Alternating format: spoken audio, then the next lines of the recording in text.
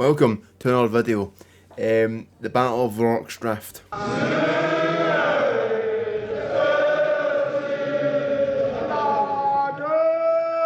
In the last video we went over the disaster of the Battle of Isandlwana, and later that same day, after the Battle of Isandlwana, I don't know why I've repeated myself, a second Zulu force was led by Cetshwayo's brother, Debula Manzani Kimpande, who commanded the Undi Corps at the previous mentioned battle of Isandlwana, and he planned to capture and overrun the British depot and hospital of Rorke's Drift, known to the Zulus as Kwajimu.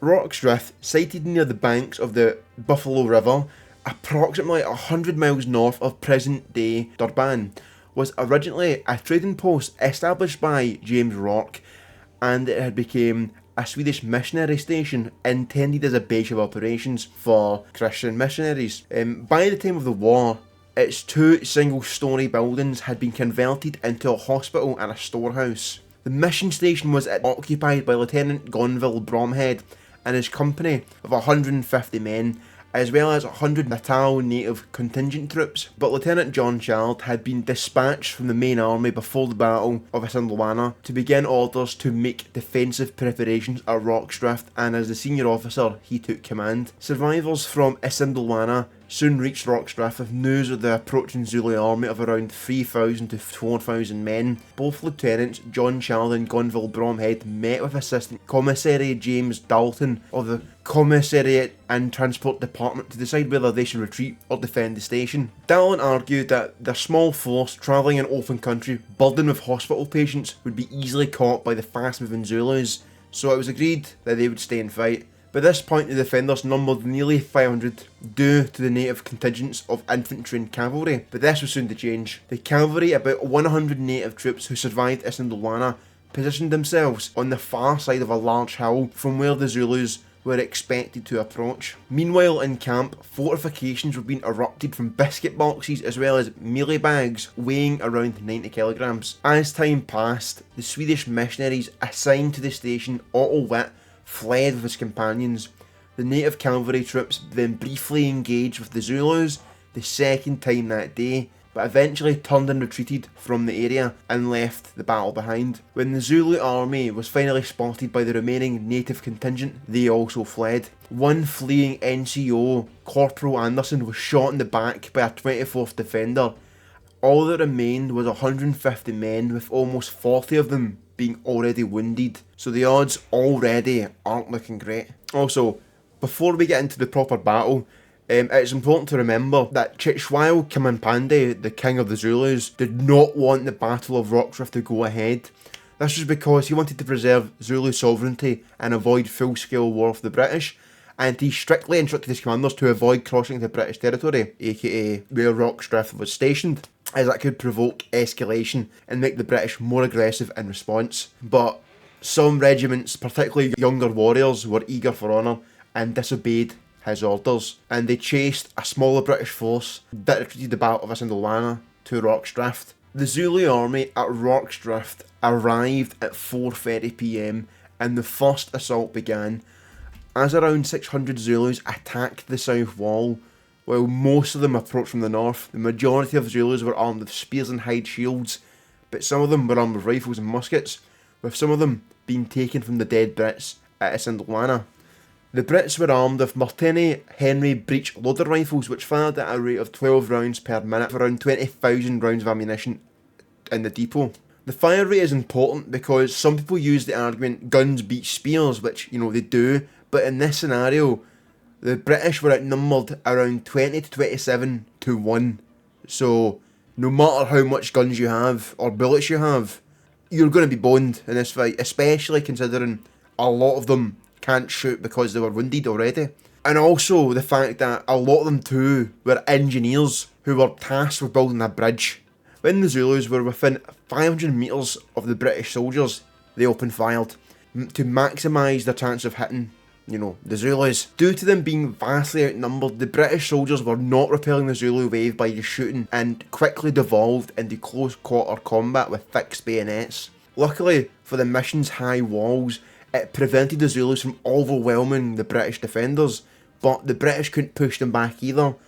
So it was just fucking chaos. It was just chaos. It was just fighting. British soldiers who were too badly wounded to shoot were tasked with reloading guns and distributing ammunition to those who could still fire.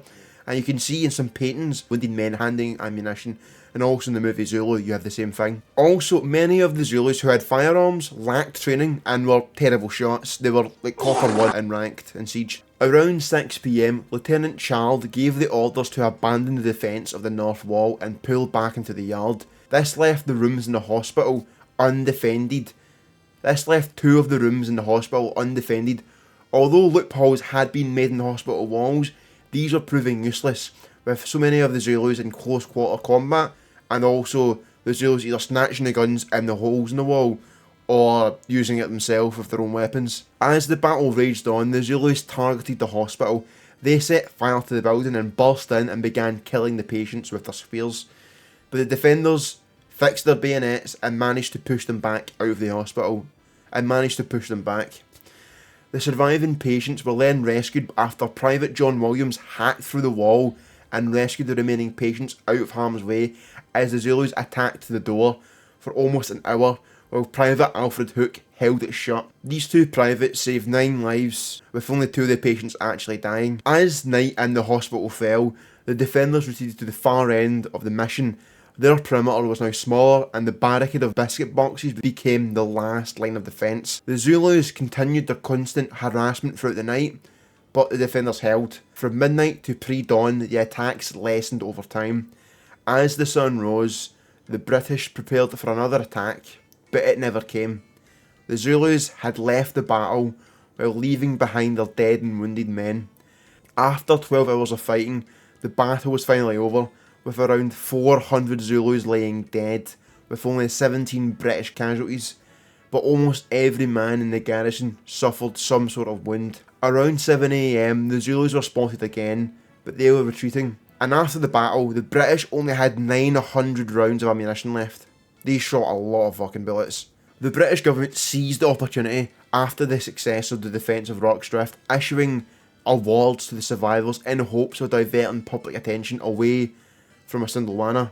Some of these awards included Lieutenant John Rouse, Merit Chard, Lieutenant Gonville Bromhead, Corporal William Wilson Allen, Private Frederick Hitch, Private Alfred Henry Hook, Private Robert Jones, Private William Jones, Private John Williams, Sergeant Mayor James Henry Reynolds, Acting Assistant Commissionary James Langley Dalton, Corporal Christian Ferdinand Scheiss. Also, had posthumous Victoria Crosses been possible in 1879, it would have been a lot higher number.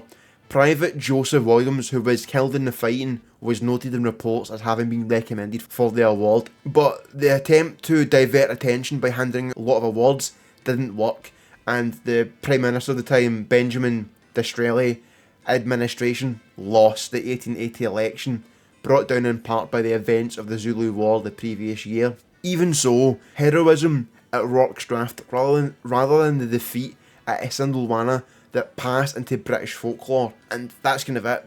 The Battle of Rorke Drift is one of the most impressive battles fought in history, I would argue at least, where a lot of men held out against overwhelming odds and didn't give up or try to surrender.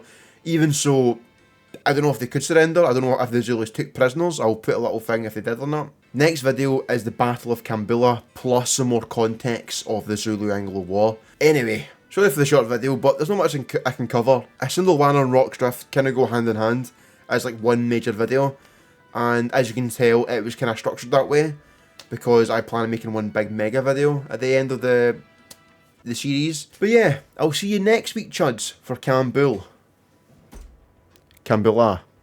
That's my job.